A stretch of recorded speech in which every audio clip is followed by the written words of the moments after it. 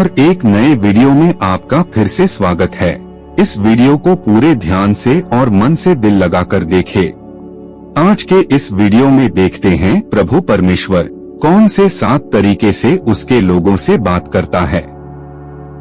पहला तरीका ये है, परमेश्वर स्वप्न और दर्शन के द्वारा बातें करता है, जिसे हम देखते हैं पवित्र शास्त्र में। प्रेरितों के काम 9 अध्याय 10, 11 और 17, 18 वचन में। दमिश्क में हनन्याह नाम का एक शिष्य था। प्रभु ने दर्शन देकर उससे कहा, हनन्याह।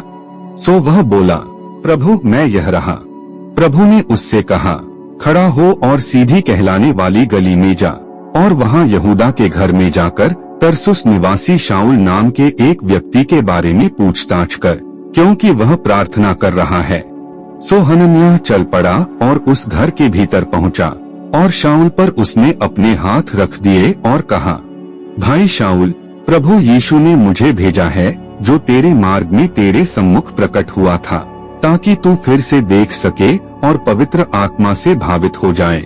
फिर तुरंत छिलकों जैसी कोई वस्तु उसकी आंखों से ढलकी और उसे फिर दिखाई देने लगा। वह खड़ा हुआ और उसने बपतिस्मा लिया। तो हमने ये देखा कि परमेश्वर ने किस प्रकार से हनन्याह को दर्शन दिया। और एक वचन देखते हैं, गिनती 12:6। यहोवा ने कहा, मेरी बात सुनो, जब मैं तुम लोगों में नबी भेजूंगा, तब मैं अर्थात यहोवा अपने आप को उसके दर्शन में दिखाऊंगा, और मैं उससे उसके सपने में बात करूंगा। दूसरा तरीका ये है कि परमेश्वर वचन के द्वारा बात करता है। आइए देखते हैं अब्राहम के बारे में। पवित्र शास्त्र में रोमियो की पत्री 4:17 से 22 में, मैंने तुझे अनेक राष्ट्रों का पिता बनाया। उस परमेश्वर की दृष्टि में वह अब्राहम हमारा पिता है, जिस पर उसका विश्वास है। परमेश्वर जो मरे हुए को जीवन देता है और जो नहीं है उसे अस्तित्व देता है। वचन 18, सभी मानवीय आशाओं के विरुद्ध अपने मन में आशा सजाए हुए अब्राहम ने उसमें विश्वास किया, इसलिए वह कहे गए के अनुसार अनेक राष्ट्रों का पिता बना। तेरे अनगिनत वंशज होंगे। वचन 19, अपने विश्वास को बिना डगमगाए और यह जानते हुए भी कि उसकी देह 100 साल की बूढ़ी मरियल हो चुकी है और सारा बाज है। वचन 20, परमेश्वर के वचन में विश्वास बनाए रखा। इतना ही नहीं, विश्वास को और मजबूत करते हुए परमेश्वर को महिमा दी। वचन 21, उसे पूरा भरोसा था कि परमेश्वर ने उसे जो वचन दिया है उसे पूरा करने में वह पूरी तरह समर्थ है। वचन 22, इसलिए यह विश्वास उसके लिए धार्मिकता गिना गया। इन वचनों में हम देखते हैं कि परमेश्वर ने अब्राहम को वचन दिया था, और उन सारे वचनों पर अब्राहम ने पूरा विश्वास किया और आशीष को पाया। तीसरा तरीका यह है कि परमेश्वर उसके पवित्र आत्मा के द्वारा बात करता है। आइए देखते हैं पौलुस के लिए पवित्र आत्मा के द्वारा भविष्यवाणी हुई। प्रेरितों के काम 21:10 और 11 वचन में, वहाँ हमारे कुछ दिनों ठहरे रहने के बाद यहूदिया से अगबुस नामक एक नबी आया।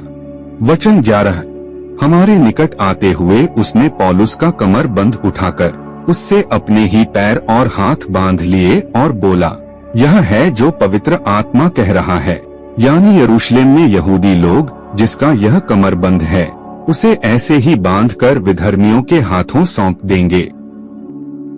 चौथा तरीका ये है कि परमेश्वर हमारी परिस्थिति में बातें करता है। उत्पत्ति 24:12 से 14 में, इसहाक के शादी के बारे में। वचन 12, दास ने कहा कि यहोवा, तू मेरे स्वामी इब्राहिम का परमेश्वर है। आज तू उसके पुत्र के लिए मुझे एक दुल्हन प्राप्त करा। कृपया मेरे स्वामी इब्राहिम पर यह दया कर। वचन 13, मैं यहाँ इस जल के कुएं के पास खड़ा हूँ, और पानी भरने के लिए नगर से लड़कियां आ रही हैं।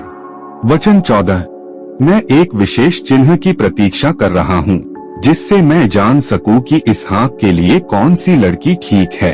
यह विशेष चिन्ह है, मैं लड़की से कहूँगा, कृपा कर आप घड़े को नीचे रखें, जिससे मैं पानी पी सकूं। मैं तब समझूंगा कि यह ठीक लड़की है। जब वह कहेगी पियो और मैं तुम्हारे ऊँटों के लिए भी पानी दूंगी, यदि ऐसा होगा तो तू प्रमाणित कर देगा कि इसहाक के लिए यह लड़की ठीक है। मैं समझूंगा कि तूने मेरे स्वामी पर कृपा की है। पांचवा तरीका ये है कि परमेश्वर अपनी वाणी के द्वारा बात करता है। गिनती 12, 6 से 8। यहोवा ने कहा, मेरी बात सुनो, जब मैं तुम लोगों में नबी भेजूंगा, तब मैं अर्थात यहोवा अपने आप को उसके दर्शन में दिखाऊंगा और मैं उससे उसके सपने में बात करूंगा। वचन 7, किंतु मैंने अपने सेवक मूसा के साथ ऐसा नहीं किया, मैंने उसे अपने सभी लोगों के ऊपर शक्ति दी है। वचन 8, जब मैं उससे बात करता हूँ तो मैं उसके आमने सामने बात करता हूँ। मैं जो बात कहना चाहता हूँ उसे साफ साफ कहता हूँ। मैं छिपे अर्थ वाले विचित्र विचारों को उसके सामने नहीं रखता। और मूसा यहोवा के स्वरूप को देख सकता है, इसलिए तुमने मेरे सेवक मूसा के विरुद्ध बोलने का साहस कैसे किया। छठवां तरीका ये है कि परमेश्वर अपनी बात उपमा देकर स्पष्ट करता है। होशे 12:10, मैंने नबियों से बात की, मैंने उन्हें अनेक दर्शन दिए, मैंने नबियों को तुम्हें अपने पाठ पढ़ाने के बहुत से तरीके दिए। सातवां तरीका ये है कि परमेश्वर उसके शांति के द्वारा बात करता है। कुलुस्सियों 3:15, तुम्हारे मन पर मसीह से प्राप्त होने वाली शांति का शासन हो, इसी के लिए तुम्हें उसी एक देह में बुलाया गया है। सदा धन्यवाद करते रहो। तो हमने यह देखा कि किस 7 तरीके से परमेश्वर अपने विश्वासी लोगों से बातें करता है। और अगर आज भी जब हम उसी इच्छा को प्रकट करते हैं कि हे यहोवा, तो आज मेरे साथ बातें कर, तो प्रभु परमेश्वर आज भी हम सभी के साथ बातें करने को तैयार है। तो हर वक्त हम उस सामर्थ्यशाली परमेश्वर की वाणी सुनने के लिए, उसकी बातें सुनने के लिए सदा तत्पर और तैयार रहे, क्योंकि हमें ये नहीं पता है कि कब और किसी वक्त प्रभु परमेश्वर हमसे बातें करेगा, कैसे और कहां पर वह हमसे बातें करेगा।